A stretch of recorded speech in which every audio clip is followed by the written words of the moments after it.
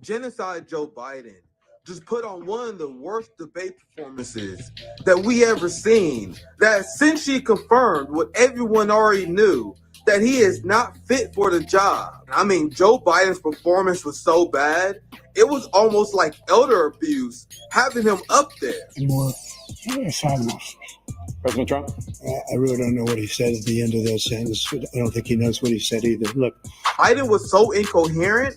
It was so bad for Biden that Democrats can't even spin this. Now Democrats are screaming through the roof that they must replace Joe Biden. This is so pathetic because the media and the liberal class will just spend weeks gaslighting the American people about cheap fakes and trying to convince Americans not to believe what their eyes are telling them. Joe Scarborough famously said that Joe Biden the best he's ever been. Now Morning Joe is essentially begging him to drop out. I don't really, you know what? I don't really care. Start your tape right now because I'm about to tell you the truth. And F you if you can't handle the truth. This version of Biden, intellectually, analytically, is the best Biden ever. Now we're talking about, Mike Barnacle, democracy. This is a battle for the future of American democracy.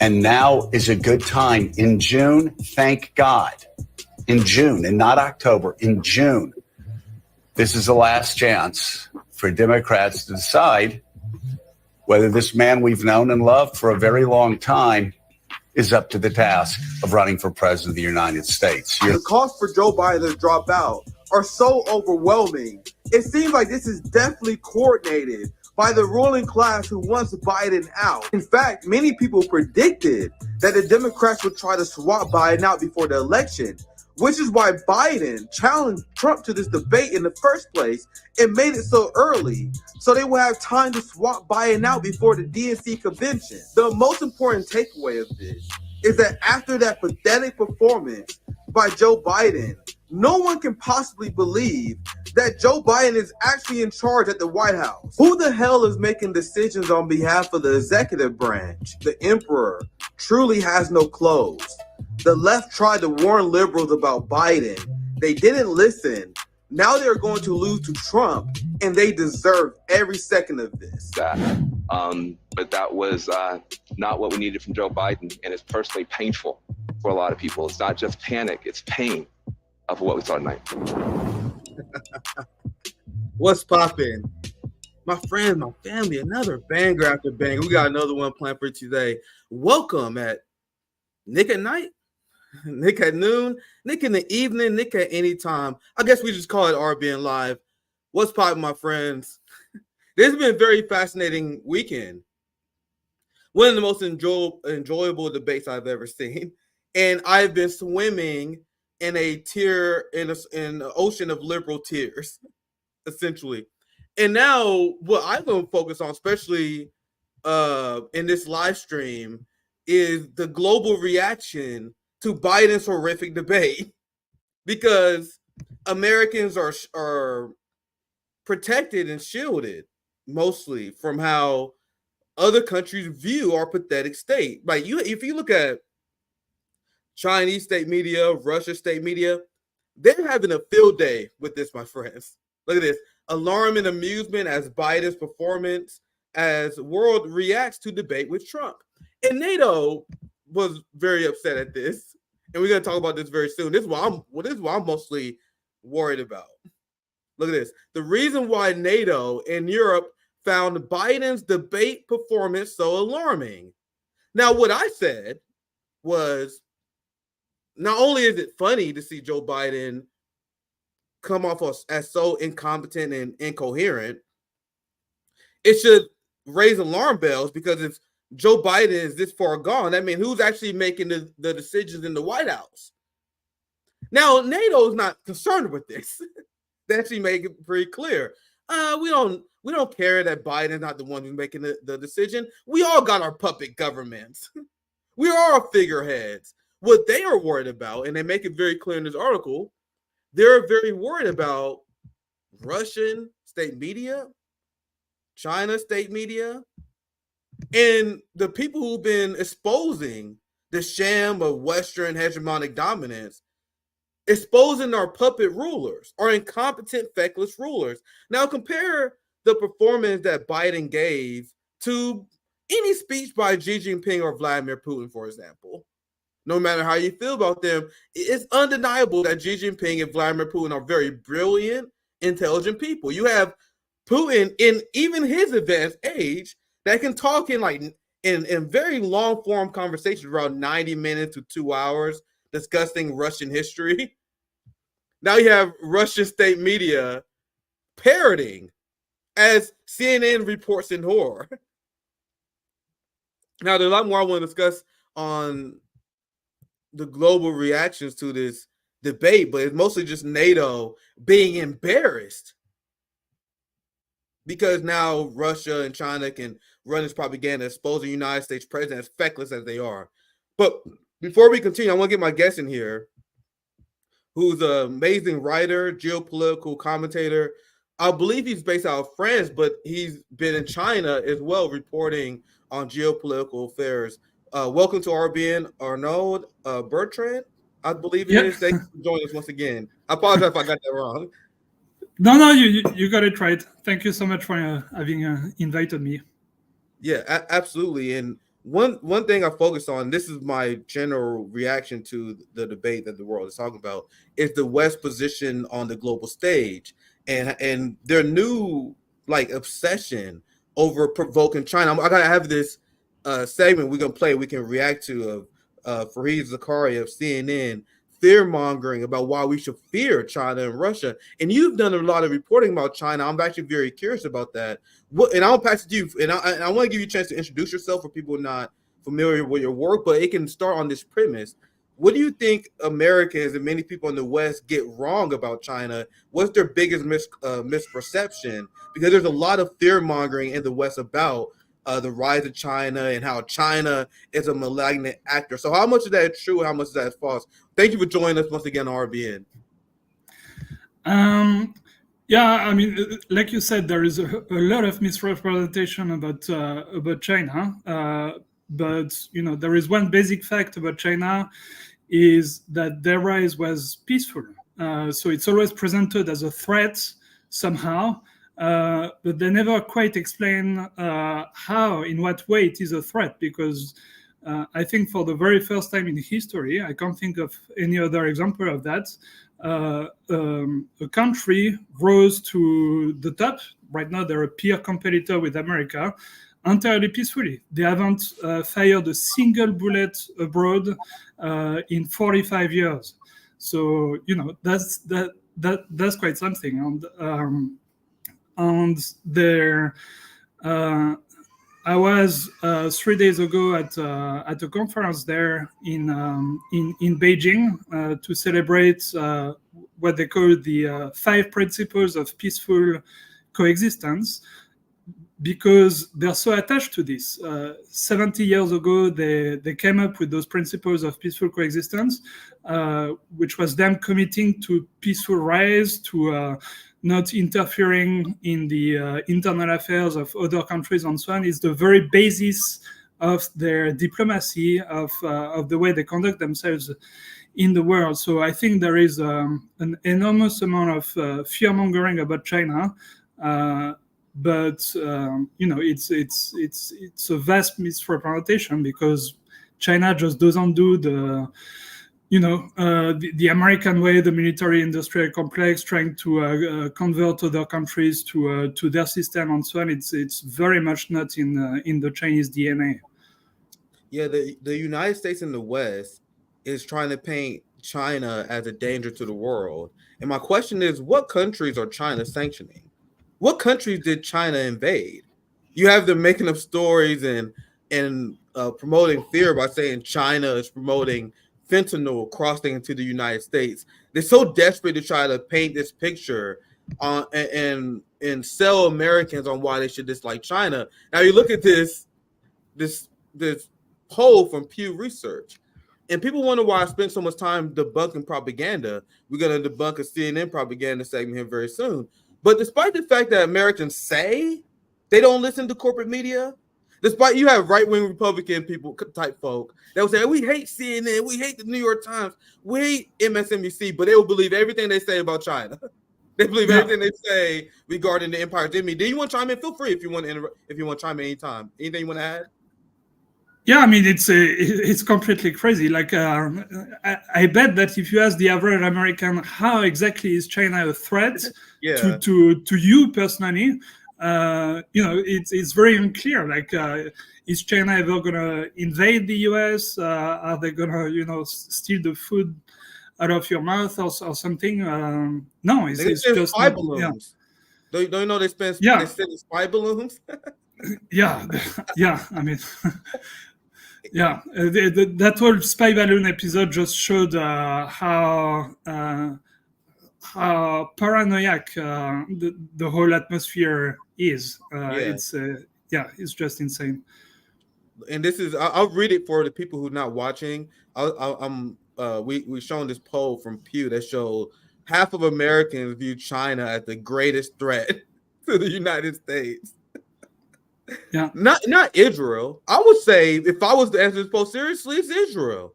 Zionism is the number one threat to the rights of Americans. You have people being financially retaliated against. Feel free to chime in. Go ahead, brother. Go ahead. Yeah, I mean, it's if you look concretely, Israel as famously as its lobby with the AIPAC and so on. So they actually impact the lives of Americans, right? American democracy. You don't have any Chinese lobby going to pay American politicians. Well said. And 17% Russia. This is why I'm gonna show this segment right here, and I want you to comment on this because the amount of propaganda that Americans have, where they would hate Russia and they can't even explain why. They'll hate China, they can't explain why. There's a poll that I posted on Twitter that went viral where I show how you had around a third of Americans that's okay with nuking North Korea. Like, think about it. Even if you have criticism of the North Korean government, how is that the answer? How is sanctions the answer? No. I don't like how North Korea treats their people. I sympathize with the North Korean people, so my solution is to nuke the North Korean people. This is the kind of stuff that Americans believe. Feel free to chime in if you want to. And you know what's ironic is that if the American understood China on the way it's doing things, in reality, without that prism of the propaganda on the country, I think most Americans, a huge majority, would actually agree with what the country is doing and would want their own government to act the same. So, for instance, I don't think that most Americans agree with all those wars abroad and would much prefer that their government focuses on improving their lives, right? Which is exactly what China focuses on. They don't spend anything on wars abroad, but they spend all their money on improving their own country. So that's the case for most things that China does. When you don't misrepresent it, it actually makes a lot of sense. I think most Americans, if they looked at that honestly, would say, "Wow, that's actually a country that does things right, and we should probably, learn from them and do the same for, copy them for many things." I don't know if you saw this, and I'm an American, so when I view, I as much as I bash my country, I'm way more patriotic than these neocon scum.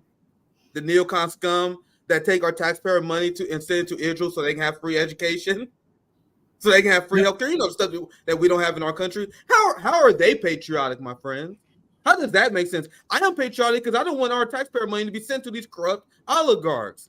I want our lives to be enhanced. Have you seen this? Where the Chinese state media, and I'm sure many content creators on TikTok, many intellectuals in China was having a field day over how the United States handled Afghanistan, for example, where they spend untold trillions of dollars to replace the Taliban with the Taliban. And China said, while the United States was doing this over the last 25 years, we built high-speed rail and completely changed the game when it comes to infrastructure. So do you want to speak on that before I move on? Yeah, no, I mean, you're entirely right. And specifically on Afghanistan, it's quite funny because it's right on the border of China, on the border of Xinjiang specifically, and it's quite similar to Xinjiang because you have similar type population there. With Xinjiang is a Muslim province of China. You have Afghanistan right next to it, and you can actually compare 20 years of American rule and occupation of Afghanistan and what happened during 20 years in Xinjiang. On Xinjiang right now, I mean, there is an enormous amount of propaganda on it, but the average wealth per inhabitant in Xinjiang is higher than most Asian countries, like higher than Vietnam, higher than Thailand. So they actually did a fairly good job at improving their living conditions. And after 20 years of rule in Afghanistan, Afghanistan is by far the poorest country in Asia. It's even poorer than North Korea. So, it's just ridiculous because presumably we went to war. The US went to war there to, as they said at the time, bring democracy, improve the lives of women or whatever. But it all goes to show how brainwashed, how much they brainwashed everyone around that. Like they completely destroyed that country and people's lives there, and that's why ultimately the Taliban's retook the country. Yeah, well said. And I don't know if Americans understood that the Afghanistan war cost $300 million per day. As Americans don't have clean drinking water. I don't know if you or most people realize how bad it is in America. Many people in America don't have clean drinking water. I have to spend money out of my income on bottled water. You know why? Because I can't drink the tap. That shit's poison. Yeah. And people yay, America, yeah, in the free. Let's send money to the military-industrial complex. We're going to win every war. Let's send the troops to Afghanistan with no plan. Got no plan. Send all this money to Israel, no plan. And once again, this is why I view as the height of patriotism, my friends, because I am willing to question the neocon scum are the traitors. And I really need the left to start reclaiming these language. Because I've been thinking about that. We need to start reclaiming this language. The Zionists are the traitors. The people who advocated this so the military-industrial complex can thrive, because we know what Julian Assange said. What did Julian Assange say? Julian Assange said the goal of the military-industrial complex is not to have successful war. It's never-ending and profitable war. So we can look at this as a geopolitical analyst and say the United States lost in Afghanistan. But when you look at the profits of the military-industrial complex and all the money we stole from Afghanistan, the oligarchy got exactly what they want. And it's upon American citizens to hold our government accountable and drive home the fact that we are the largest instrument towards largest obstacle towards peace. Anything you want to chime in on? And I have another segment I want to pivot to, but go ahead if you want to add anything to this. Yeah, I mean, you just made me think about something else, which is, often China is presented as a threat because, American media say that if they become the most powerful state, then they will copy America and become that global hegemon, the world's policeman, and so on, and threaten America that way. But actually, what everyone thinks in China and in many parts of the world is that was America's mistake, that they became, that global hegemon with, policing the entire world, and that's ultimately what's destroying the country. America, because they spend all those trillions abroad and not on themselves. So it's very much what China is not going to do because they don't want to do the same mistake. So it's just so crazy to think that they will do that. Yeah, China actually learned from history, my friend. Yeah, and from America's mistakes. Yeah, when you look at empires of the past, they always overextend. You have empires like Rome, they overextend and they abandon their people. They abandon the welfare for the people as they focus more on the empire. That's how empires constantly end over and over. And our dumb oligarchy in America repeat that same mistake while I see China, as you just said, doing everything they can to avoid making those mistakes. And I'm not saying China is perfect because I haven't been there. I can't say that. But I am 100% impressed from what I've seen when how they manage their society, how they was able to lift so many people out of poverty, how they hold the billionaires accountable, like how they was able to reduce the cost of living for the average worker. But go ahead. Feel free to chime in anytime. I'll love to hear from you. Go ahead. Yeah, I mean that, earlier I was speaking about how if China was shown the right way in American media, most Americans would actually agree with what they're doing. The billionaire thing is actually a great example because they do hold billionaires accountable. Like when you're powerful and when you're extremely wealthy in China, you actually have much more responsibility and much more to answer for than when you're poor and underprivileged. And they've sent an enormous amount of billionaires to prison. And guess what? That's extremely popular with the people. Like when Jack Ma faced, you probably heard about that.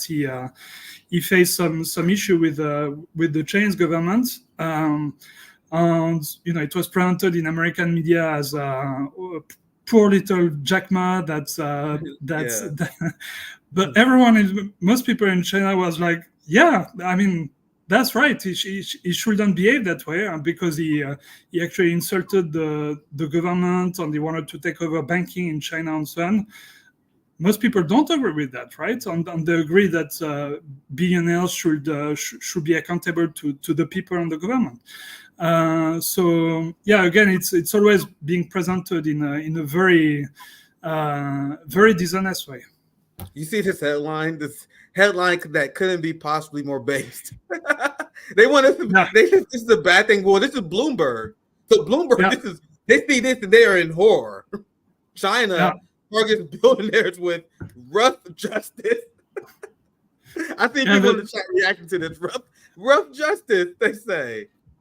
There was another one in Bloomberg, I think it was at the beginning of this year, where China moved against bankers' salary. Like they were saying bankers can't be earning like millions and millions because that's not good for society. Otherwise, all the top brains are going to go work in banking and not in stuff like physics, engineering, and so on. And Bloomberg was like, poor little bankers, why would China do that to them? But most people who think about it are like, yeah, that's the right thing to do, right? We don't want our most educated people to work in the finance industry. We want them to work on things that actually improve people's lives. People have no idea. And one of the things that radicalized me the most, because I graduated high school exactly when the 2008 financial crisis hit, my friends. Yeah. And do you guys know that Eric Holder was one of the people that was selected? Barack Obama was given an order to select Eric Holder as his attorney general. And Black America celebrated. Oh, the first Black attorney general, Eric Holder. The same way we had the first Black Secretary of State, I believe, Colin Powell, who was a war criminal of all time. So whenever you hear first Black something, that's evil. that you're talking about here. So Eric Holder, you guys know why he was selected? He was selected to save Wall Street from their crimes. In 2008, it was revealed that Wall Street and many of these bankers was illegally foreclosing on many poor families, especially many Black families, including they was committing fraud, my friend, meaning they took signatures and forged them. They made people sign documents that they didn't sign. The failure of our media, I looked into this. I was obsessed with this for a while. The failure of our media, most people don't know what really happened. And Eric Holder made a deal so none of these Wall Street bankers who committed fraud, crimes of the highest order, white-collar crimes of the highest order, they wouldn't be prosecuted. Not only they did not get prosecuted, they got corporate bailouts and then bonuses to the tunes of hundreds of millions of dollars. for committing fraud and stealing wealth from American families, which led to black wealth tanking. Do you guys know why black wealth tanked under Barack Obama? Because of the way he handled 2008, because of what Eric Holder did, and because of the way they handled the financial crisis. Yeah. Meanwhile, look at how China targets billionaires as they get immunity in the United States. I think you wanted to chime in. Did you want to chime in, Arnaud? To what? Sorry. I thought you wanted to chime in. Was there anything you want to chime in, or I can continue? Yeah. So two things on this. So during the financial crisis, actually only one bank got prosecuted, and it was a small Chinese family business called Hibiscus. I mean, they were.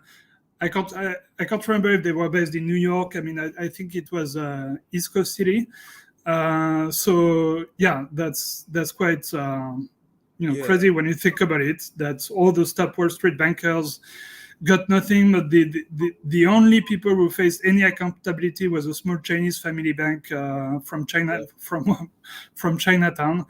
And the second thing is that there is a crisis these days in China, a real estate crisis. You probably heard about that. It's interesting to look at how China handles it compared to how the US handled its real estate crisis in 2008. So, for instance, so they're letting a lot of those real estate companies go bankrupt, and a lot of the executives are facing accountability. But first and foremost, what the government is doing is that they're buying the houses. They're not bailing out the bankers. They're not bailing out those, real estate kingpins and so on. They're buying the houses in order to then give public housing to people.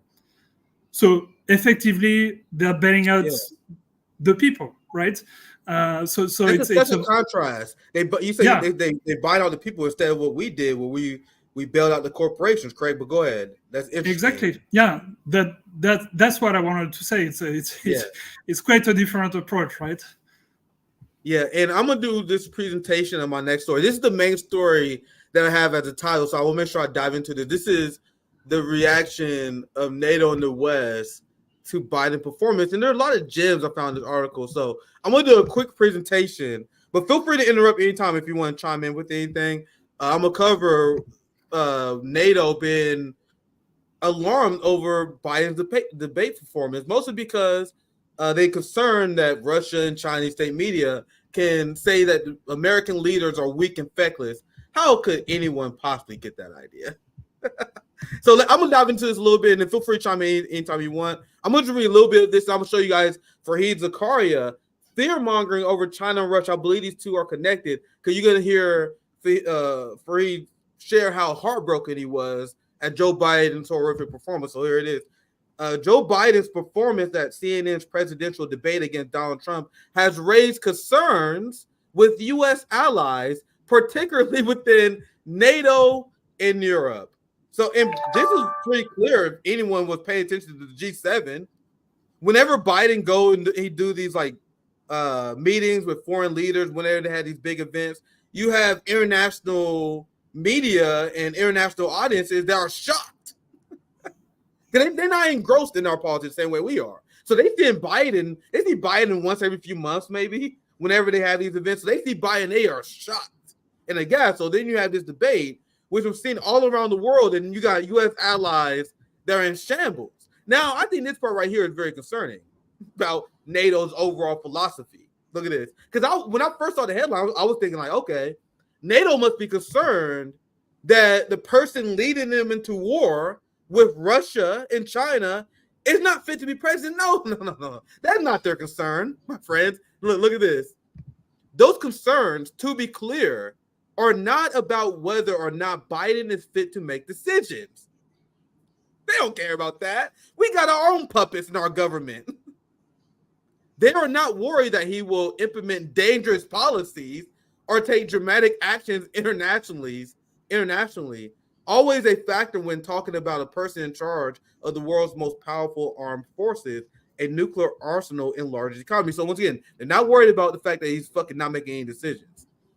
this is the propaganda here. The common view among U.S. allies is Biden is a sensible man who surrounds himself with sensible people. You mean like the butcher Anthony Blinken, Lloyd Austin?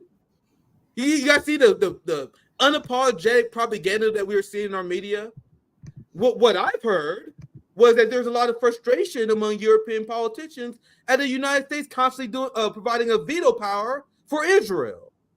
So you have the world that is trying to hold Israel accountable. You have Spain that just joined the ICC charge, and you have Blinken and you have the Biden administration that's blocking the wheels of justice to the dismay of everyone in the world. Does CNN bring that up? So I say this paragraph here is a lie. Did you want to chime in? I thought you saw you want to chime in. Anything you want to add before I move on? Yeah, I mean, as a European, what amazes me is that we depend on the US for our protection, on NATO, and like there is literally no one in Europe, at least that I've seen, that looks at the way America is going on actually says, maybe it's not a good idea to be protected by those guys, right? Yeah, I think isn't that what Emmanuel Macron said, that Europe needs to become less dependent on the United States? But anyway, you can finish your thought. Yeah, no, he said that. I mean, he wants what he calls strategic autonomy. But if you look at, there is a huge difference between what he says and what he's actually doing. Like no French president has ever been, more of a vassal to the US than Macron when you look in the facts. So it's just, I think it's largely gaslighting, basically. So yeah. I want to ask you about after the next segment or two. I'm going to ask you about the French election. I'm very interested in hearing your perspective on that. I'm looking at it outside in, but we get to that here very soon. I'm going to read a little bit more of this article. I'm going to show you guys for Heed. And I think you're going to have a lot to say on this next CNN segment because the unapologetic propaganda, I find it treasonous, my friends. Honestly, what they are selling the American people, the corporate media attempts to mislead the American people on behalf of promoting endless war and conflict, I believe is legitimately treasonous behavior, and all Americans should be calling this shit out. Anyway, let's continue. This should make me furious just reading this. This paragraph right here. This is not how Europeans feel. I know it for a damn fact. Yeah, this is not how anyone in the world feels. Yeah. And as I do my presentation, feel free to interrupt anytime. I think this is a great conversation. The common view among U.S. allies is that Biden is a sensible man who surrounds himself with sensible people, and whatever happens, they will continue to make rational and reasonable decisions, like funding a genocide, like sending nuclear submarines to Australia and Japan, like sending weapons to Taiwan, breaking the one China policy, bombing Somalia, sending Kenyan cops to Haiti, literally strengthening embargo on Cuba. I can go over and over and over again. Like, I know I get infuriated by this stuff, guys, but it's treasonous. This level of propaganda, every American should view as treasonous, man. We need to start portraying this. Go ahead. Feel free. Edging towards nuclear war with Russia. That's also another big one. That's a reasonable decision, don't you know? Just a little bit of nuclear war. Pretty reasonable. I have to read two more paragraphs. I'll get to the next part. Nor is the concern that Biden's stumbling, at times incomprehensible, performance has ensured a second Trump term. The prospect of a Trump return is a concern, but it has already been baked into a lot allied thinking. And I explained this in a segment I did before, how NATO already Trump-proofed NATO. Now, I'm not going to mislead you guys because our job is to tell the truth here. This concern is literally just propaganda. And you guys know my track record. I'm known to be, I'll tell you, I'm not going to mislead you guys.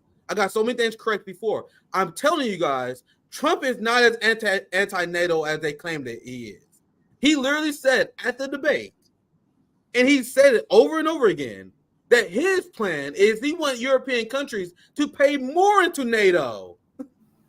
He was upset that European countries wasn't paying more into NATO. And you want to know what happened? There was a lot of people on the European right that was like, man, to be honest, Trump had a good point. And ever since Trump was vocal about European countries spending more into NATO, now to be clear, the Ukraine war did help too. But ever since Trump been very vocal about this, European countries actually increased NATO spending. So Trump was right. Trump was like, they got money on the table. They're not spending on NATO. He called their bluff, and European countries did have more money on the table. That has always been Trump's criticism. At no point did Trump ever float point out of NATO. He was upset that the United States paid way more into money into NATO. So there's so much misleading they are doing, because I want people to understand that when Trump take office, because there's already rumors that Mike Pompeo is going to be in his administration again. There's all these neocons who support Ukraine that's going to be in his administration again. Question me now. Trust me. Give me props later. But I promise you guys, just like none of the United States foreign policy changed between presidents, I promise you guys, Trump is not going to fuck up NATO like liberal trying to fearmonger over. Do you agree with that, Tay? What are your thoughts? Feel free to put back. Do you agree with that, Arnaud? That's my general thing on this. Yeah, I agree. I agree completely. I mean, Trump is always presented as some sort of Russia asset and so on.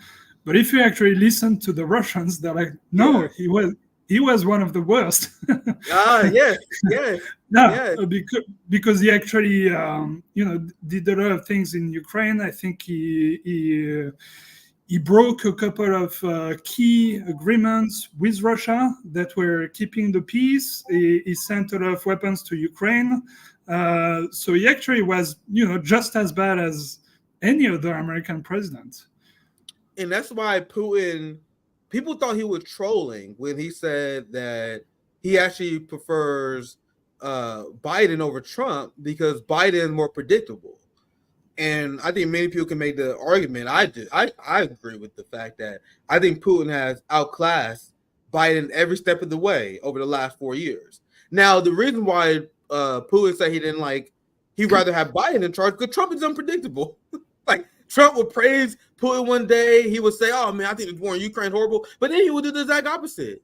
That was his entire administration, was him saying one thing, and then John Bolton and Mike Pompeo actually pulling the string behind the scenes. So when Putin says he prefers Biden over Trump, I 100% believe him because Trump is very, very unpredictable. And if you are trying to outmaneuver him on geopolitical stage, he's much harder to deal with Biden because of that reason.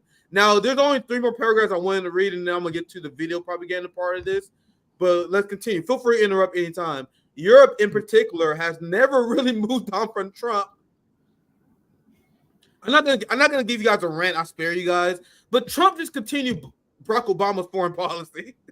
The idea that Trump presidency rocked Europe, that's just pure Trump derangement. We don't buy a Trump derangement here. It's an empire. Who's the empire manager? Empire foreign policy doesn't change that much between presidents. The idea that Europe was rocked by Trump, absurd. You want to know why we know that? Because everyone was upset with Trump pulling out the Iran deal, just for one example. Then Biden and Blinken literally continued Trump's policy of hardline stance against Iran and still never got back in the Iran deal. You had Trump that imposed sanctions on Venezuela and on Cuba. The Biden administration continued those sanctions. That's why Noam Chomsky himself said, when you look at Biden foreign policy and Trump foreign policy, they are mostly the same. No. Yeah, go ahead, feel free. Yeah, with regard to China as well. I mean, Trump, started these tariffs, for instance, the so-called trade war with China, and nothing has been removed by Biden. He continued the very hostile approach to China that Trump started. I mean, it started a bit before during Obama with the pivot to Asia and so on. But like you said, it's a continuation from one American president to the next. It's really the so-called deep state behind that manages things and manages the continuation. It's an American president doesn't change things very much.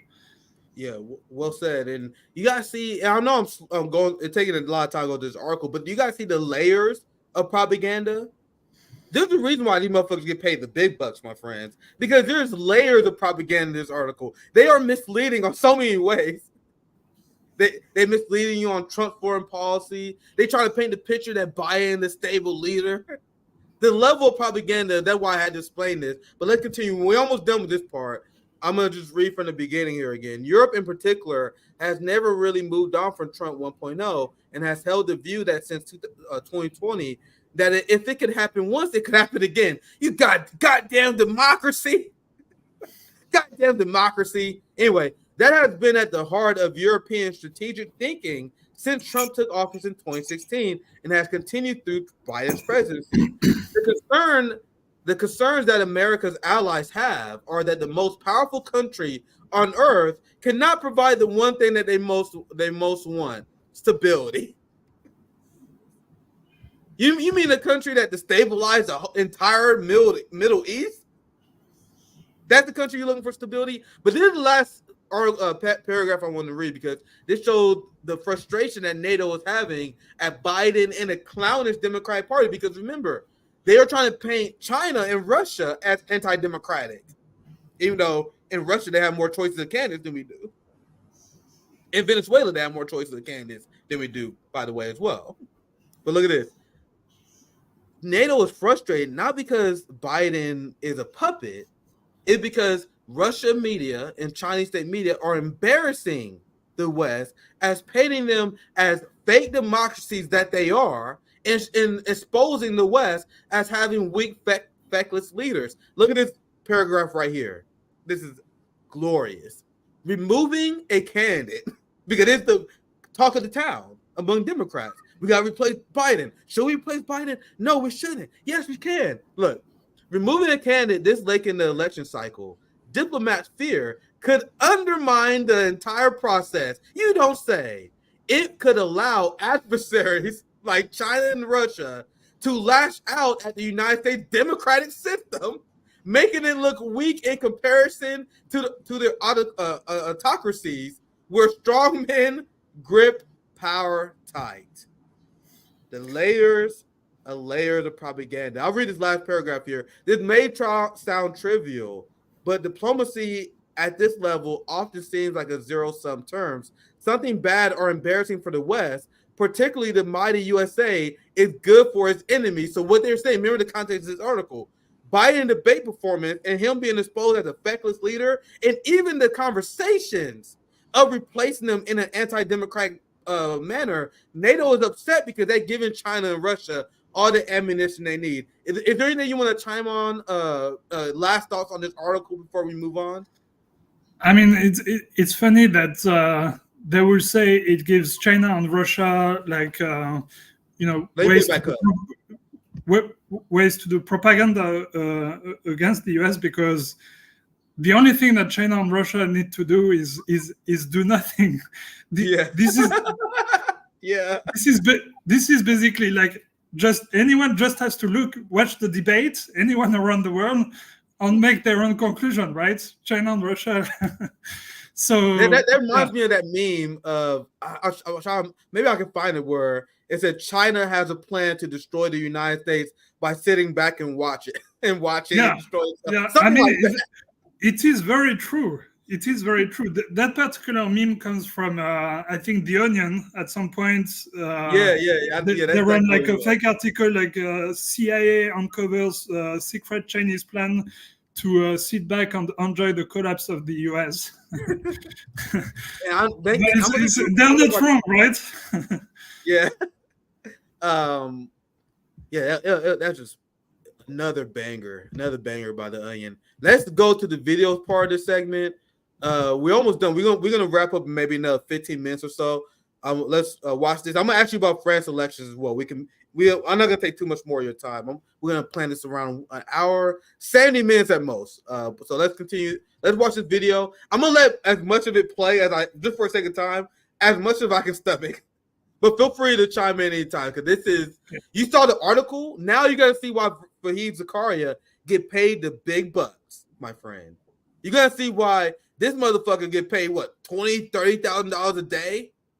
This motherfucker it get paid the money by the empire propaganda for a reason. He's going to put on a performance of a lifetime.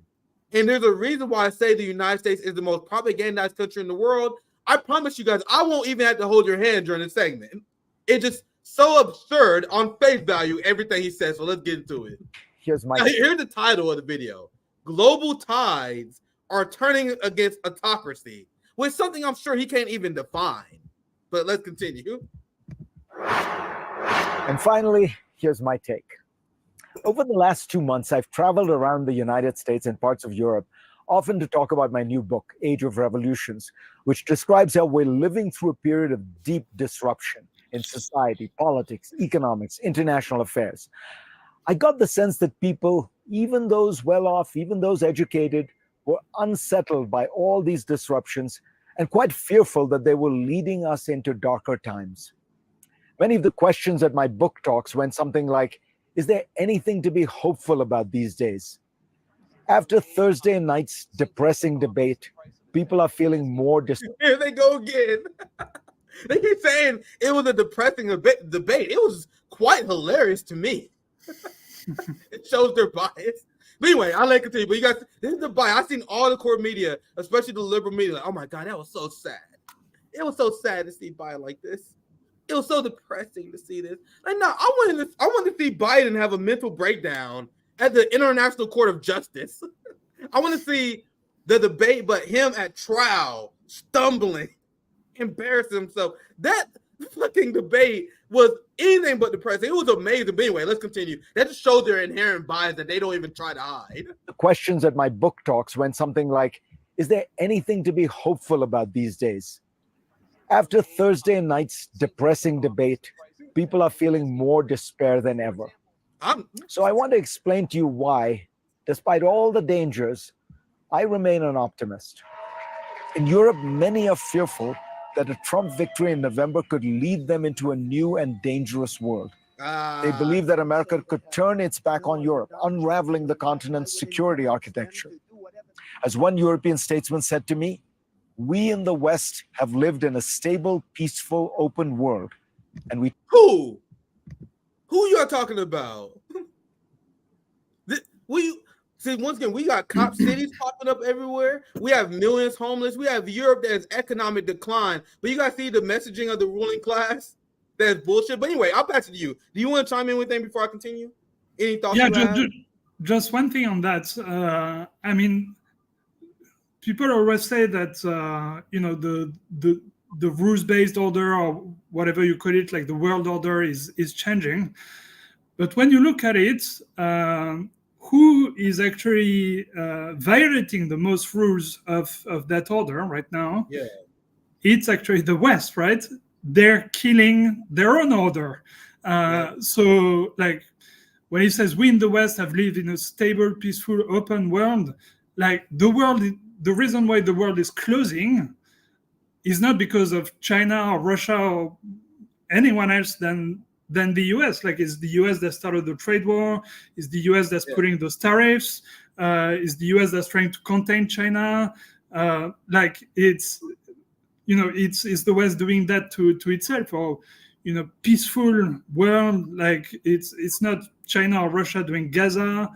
The Ukraine war, I mean, we can discuss, but the West played a big part in that.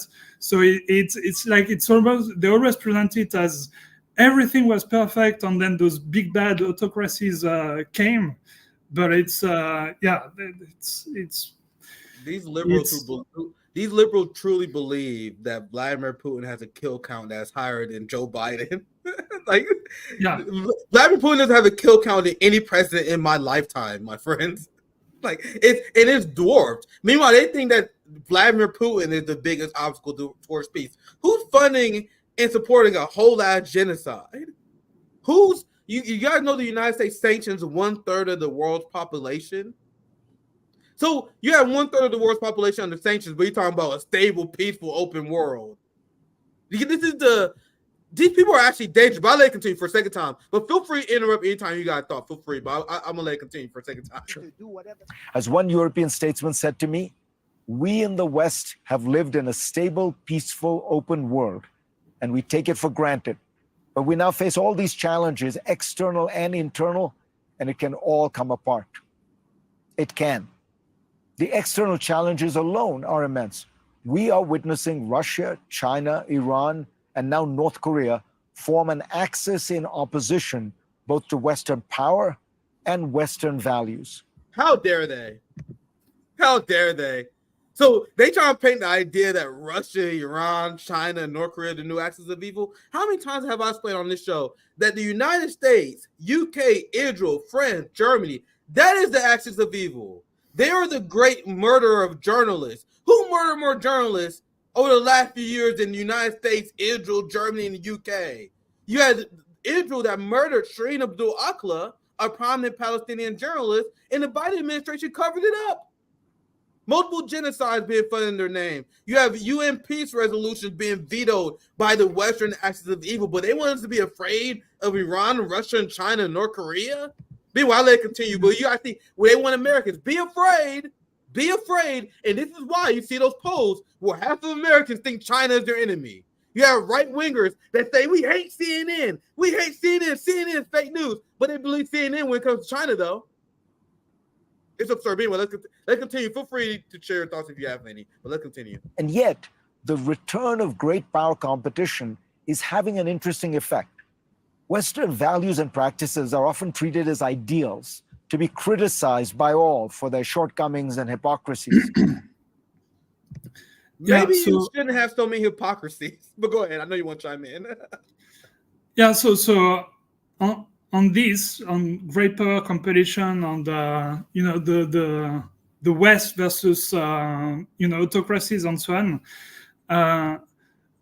Actually, what China is saying, that was the whole theme of my conference, the conference I was at in Beijing 3 days ago, is that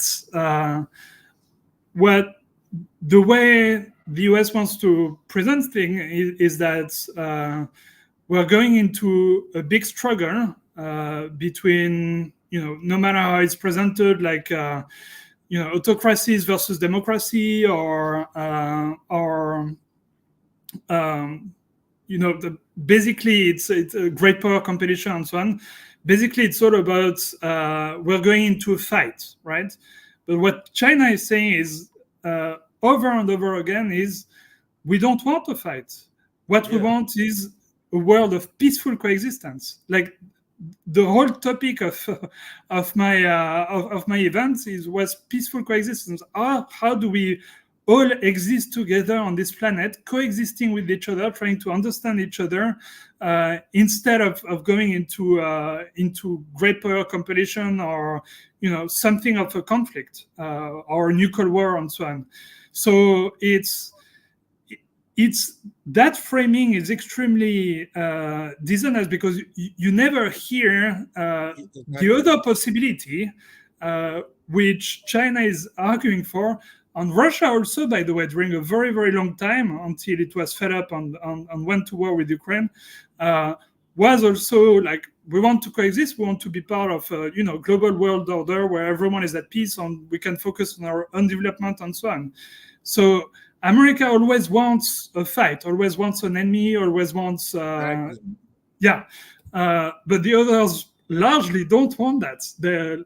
They just want to, be allowed to live in peace.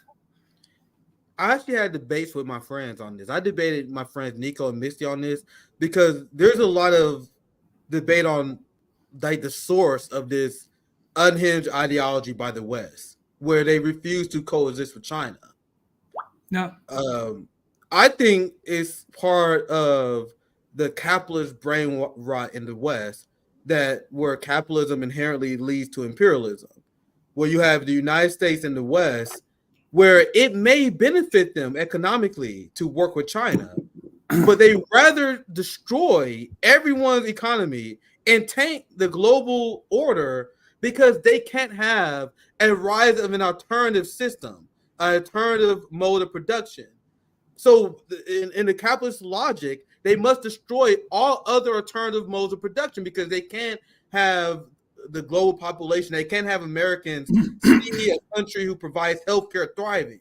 They can't have China, a country who prosecutes billionaires, thriving. So this is class war if you think about it. This is my take, and I know there are a lot of people. There's a lot of debate. Actually, there are a lot of people. There's some people who disagree with me on this, like the source on this. But I think it's rooted in class war because the capitalists, they rather destroy everything just so there's not an alternative, a socialist or a communism working. That's my theory. What are your thoughts on that? You can disagree if you want, because I think it's an interesting. No, I think I agree that's a big part of the equation, but I also think there is something deeper.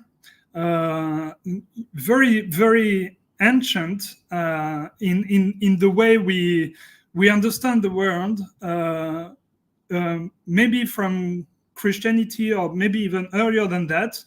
We always frame the world in good versus bad. Like, if you read the Bible, it's evil versus good and so on. It's always a struggle like that, and we think that's fundamentally the way the world is. Good versus bad is something you're taught, since you're like a baby, right? It's very, very important in the way we understand the world. But that's probably one of the most surprising. It was one of the most surprising thing to me when I came to live in China, is that's actually cultural. Culturally, the Chinese people don't think in good versus bad. They think in yin and yang, which is completely different. Yin and yang is you always have a bit of the yin in the yang, and it's actually bad if the yang wins over the yin, or vice versa. If good triumphs in the Western mindset, if good triumphs over evil, or if bad, like one needs the other in order to survive. And the goal is harmony. So the goal, we think we're very absolutists. We think in absolutes, like the good needs to triumph over evil. That's very, very much in our mindset. But the Chinese think always in terms of harmony. Like we need to find the right balance between opposites, and we need to be in the middle. So I think there is something much deeper there in maybe for thousands of years in the way we approach our understanding, a very basic understanding of the world. Yeah, that's such a great explanation. And we can go into the details for so long. I don't want to take too much of your time. So what I'm going to do, just because we're going a little bit longer than I planned, I'm not going to interrupt this segment anymore, even though it's going to be very hard. So what I'm going to do, just for a second time, I'm going to let this segment play to the end, or at least until I feel like to our stomach. I'm going to let this play. Then we're gonna come back and we're gonna chime in with any thoughts we have. Man, I want to talk about the French elections, but we run out of time. We see how we do it on time after that. So I'm gonna let this video finish all the way through, and then we're gonna come back with our thoughts. So here we go. Values. And yet, the return of great power competition is having an interesting effect. Western values and practices are often treated as ideals, to be criticized by all for their shortcomings and hypocrisies. But increasingly, they have to be judged against the alternatives. If you don't like a world dominated by Western power and ideas, would you prefer Russian or Chinese ones? Oh, Jesus Christ. In a new poll commissioned by Ipsos and King's College London to coincide with my delivering this year's Fulbright Distinguished Lecture at Oxford, yeah, feel free. Hold on. if you want to chime in, go ahead. I actually have a point on that, which is they always frame, it's this versus that. So it's either the American ideas win, or the world is going to be dominated by Chinese or Russian ideas. But what actually the Chinese say is, we want everyone to have their own system. Like our own system is socialism with Chinese characteristics. We're not going to try to convert America to socialism with Chinese characteristics, because by definition, it only fits China. So we don't want our ideas to win. We don't want to, convert the world, transform them into our own image. We just want to be allowed to have our own ideas, our own system that works for us. And we don't want America to try to, regime change us and convert us to liberal democracy. That's such a great point. Yeah, so it's it's extremely dishonest to say, if we don't convert the world to being exactly like America with the liberal system and so on, then they will convert us, because the global South absolutely doesn't want to do that. They just want to live, with their own system without trying to convert others to theirs. That's a very Western mindset. Yeah. Well said. Feel free to chime in anytime you want to. I'm gonna let it continue. I'm gonna try and speed up. We're gonna wrap up here soon. For Russian or Chinese ones? In a new poll commissioned by Ipsos, I'm gonna go back a little bit because I want to hear that part again. That part was so crazy, man. This is the level of propaganda we're seeing is worse than ever before. Like, I think a lot of people don't realize how bad corporate media has gotten. It's even worse than 10 years ago, in my opinion. But let's continue. If you don't like a world dominated by Western power and ideas, would you prefer Russian or Chinese ones? In a new poll commissioned by Ipsos and King's College London to coincide with my delivering this year's Fulbright Distinguished Lecture at Oxford, the shifting global mood is evident. Surveying nearly 24,000 people in 31 countries, the study found that people were thinking more seriously and critically of the growing power and influence of the autocratic powers. They saw Russia, China, and Iran as 3 of the 4 countries mostly using their influence for bad. And this represented a souring of views on all 3 countries since the last time the survey was conducted in 2019. The number of people polled who see Russia as using its influence for bad has jumped by 22 percentage points, China by 10, and Iran by 5 points over the last 5 years. The other country on that list of 4 is Israel, a sad state of affairs which should come as a wake-up call to Israelis. This survey is broadly... Yeah, let's get past that part really fast. Let's have one statement and skip past that part. Anyway, let's continue. Consistent with another global one done by Pew in 2023, when people in 24 countries were asked... Now, we can kind of stop here. There may be some more gems. For the sake of time, I think we can stop here. But out of these 24 countries in the surveys that they are talking about, what countries do you think that was included? Because I showed you guys polls of the global majority, where countless polls every year show that the global majority found that the United States is the number one obstacle of peace. But anyway, I want to get your final thoughts on this, and I want to get your thoughts on the French elections afterwards. But any final thoughts on this desperate propaganda and this idea, as you perfectly put it, that Fahim Zakaria is placing as us versus them, China rules-based order or our rules-based order, when China and Russia want cooperation. But any final thoughts on that before I ask you our last question of the stream? Yeah, I mean, one thought is actually China doesn't try to convince anyone that their system is better for them, right? So you've never seen in the US Chinese propaganda that tells you America will be better under a Chinese system. They just don't do that. So it's not surprising that people are saying, we don't want that because that's not even an option, right? China is not trying to convince them of that. Whereas the US is doing an enormous amount of spending an enormous amount of money, billions and billions, in trying to convince the world that they will be better under an American system. So it's not surprising that then people, under this immense amount of propaganda, on one side, on zero propaganda on the other side, because China is not even trying to convince anyone to convert to their system, that you have then people saying, yeah, actually the American system is better for us, right? Because that's the only thing they hear. So, yeah. I'm trying to find this. I should pull this up earlier because I reported on this poll. Actually, I did a hotspot video on it a while ago. Maybe this is one.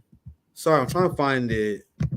Really, I don't know if this is it because I found a poll that I read. Maybe I got to search my Twitter account. There's a poll that I reported on a while ago where there was a poll of Africans that was done. They vastly prefer China than the United States, and this has been changing significantly over the last few years. You guys notice how CNN didn't talk about that poll, which I'm trying to desperately find it. Sorry, I didn't have it prepared. So here, there's one. I don't know if this is exactly the same one, but there's just one of many because you can find plenty of these. I'll find these live. Survey: Africans see China as positive force. So I don't think this is the same one I was referring to, but there is a poll that showed that Africans prefer China over over the United States. So yeah, you you know, see go ahead. You have the famous meme. It's not even a meme. I think it's an actual African president who says that, who said like every time America comes, we get a lecture, and every time China comes, we get a hospital. I like that quote. Which goes back to what I was saying. China doesn't lecture, doesn't try to convince African presidents that they need to change to a Chinese system. They just try to partner in a mutually beneficial way. So, China offers hospitals, and in exchange, they get some, local resources because Africa has plenty of resources, and it's like they make deals, right? They do business, they do trade, but there is no ideological component to it.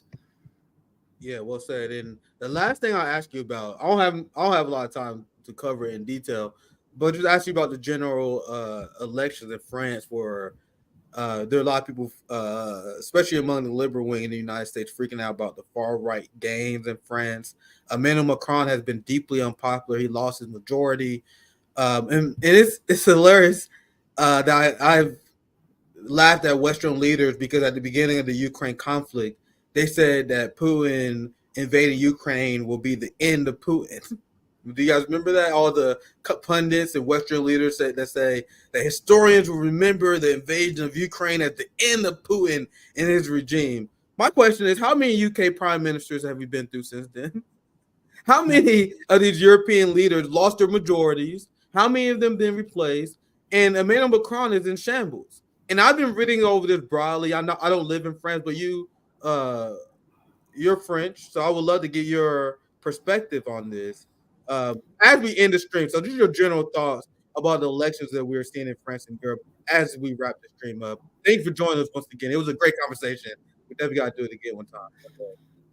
Yeah, so what's happening in France is a bit the West story in general, where you have liberal leaders in France, like Macron, who've governed the country on neocons and so on, like this extreme center, as I like to call it. They've been governing France for decades, and in a very bad way. Like people's lives just didn't improve. People have less and less trust in the system, and election after election, they're voting for change, for things to improve, and they don't improve. And so, of course, at some point, they will vote for other alternatives that they're given. My personal opinion is that in this instance, Le Pen, which is the French far right, is actually even worse than Macron. Interesting. I think that it's often described as the far right in general, but there are many different types of far rights in Europe. So there are some which are relatively sensible, like Orban in Hungary, I think is not too bad. But there are some which are actually very bad. And I think that Le Pen in this instance is very, very bad because I actually happen to have gone to high school in a very religious Catholic high school with a lot of the sons and daughters of Le Pen's party leader. And what those people run on is racism. Like they're really deeply, extremely racist. Like that is their worldview. And if you listen to what they want to do is, France has a very large Muslim population, about 20% of the population. And they want to create basically some sort of system where either those guys are forced to assimilate, meaning stop being Muslims, basically, or stop, having their own culture, becoming French, or or they're gonna have troubles. And I want you to finish your thought, but I want you guys to wrap your mind around the fact that you guys see how the ruling class and across all countries do the same thing. The fear of the other, demonizing immigrants in order to get people to vote against their own interests, to get people not to think about class struggle. That's all we heard was demonization of the immigrant in the last debate. You have France that do the same thing. You have Modi in France, not France, sorry, in India. It's across cultures. It's something that the ruling class does in order to divide the working class, to get people to hate the other so they can get away with their crimes. It's not only just the United States thing. Every ruling class does it. That's why it's crazy to me that people don't acknowledge it. But sorry, I want you to finish your thought. It's very educated. Yeah, I mean, you're exactly right. It's I think it's a red herring. They're focusing on the wrong problem. And actually, if you implement this system where, Le Pen's ideas, where the problem is the other that we have in our country, then what you're going to end up with is some sort of a civil war type dynamic where people just hate each other in the country. The country is very divided, and that's clearly not a good thing for the country. On the contrary, to improve a country, you want harmony between everyone that lives there, right? You want everyone to peacefully coexist, accept each other, accept their differences, and together work on improving the country. Like, it's the exact opposite of they want to do the exact opposite of what you should do. You should see how the Americans live, man. I don't know how many times you've been to America, but I always laugh at my family in front of these people. Americans, and I gotta be blunt with my words here. Americans live like cowards, man.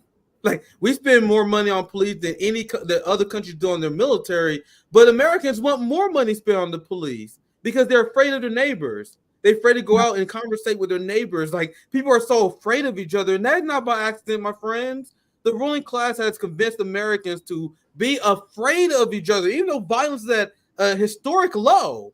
Americans are distrustful of each other. I don't know if you like the culture in our country. I find deeply pathetic. But anyway, I want you to continue your thought. Go ahead. Yeah, no, I think you're exactly right. I actually think that if you increase the fear of the other in a country, then you get exactly the problems that you're afraid of. Like, let's say that Le Pen gets elected, and then brainwashes the French population to think all your problems have to do with Muslims. We need to contain the Muslim problem and so on. How are the Muslims going to feel? They will feel extremely resentful and angry against the government, and against anyone who believes that. And then that's how you get violent action in a country. That's how you actually create those problems that they say they want to solve, right? So it's really not the solution. On the contrary, the solution is, let's try to understand Muslims. Let's try to listen to their concern. Let's try to, like, I live in a Muslim country right now. I live in Malaysia,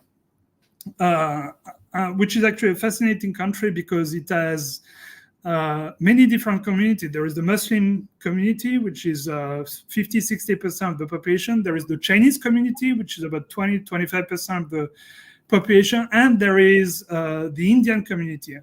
And they do a great job at living together because they respect each other. They respect each other's culture. So, for instance, even though it's a Muslim majority country, Chinese New Year is a bank holiday. It's a national holiday because they also respect Chinese culture, right? So we could imagine the same thing in France. Like, we have 20% of the population that's Muslim. Why don't, as a gesture of respect for their culture, why don't we have a bank holiday around Eid, which is their big festival every year? That's the type of thing you want to do to show respect on mutual